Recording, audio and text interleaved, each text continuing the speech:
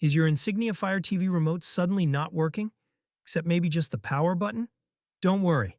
Whether your remote has a hidden pairing button or not, I'll walk you through the exact steps to fix it in just a few minutes. First, check if your Insignia Fire TV remote has a Bluetooth pairing button hidden underneath the battery cover. Just open the back cover and look near the battery compartment. If you see a small button inside, press and hold it for about 10 to 30 seconds while pointing the remote at your TV.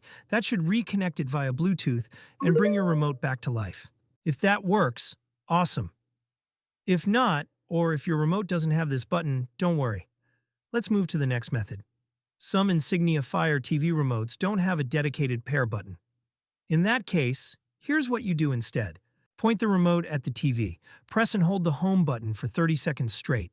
Yes, even though it says 10 seconds, go for 30 to be sure. After 30 seconds, let go and test the remote. If it works, great.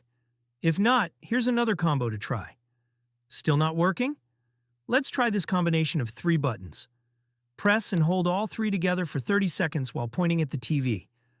Once 30 seconds are up, release and check your remote. It should be working now. If you tried both methods and still nothing's happening, try these bonus steps. Remove and reinsert the batteries, then repeat the pairing steps. Still no luck? Replace the batteries with fresh ones.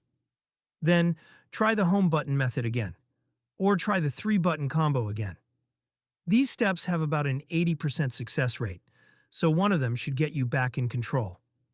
If this helped you out, give it a thumbs up and drop a comment telling us which step worked. Still stuck? Leave your remote model in the comments, and I'll try to help.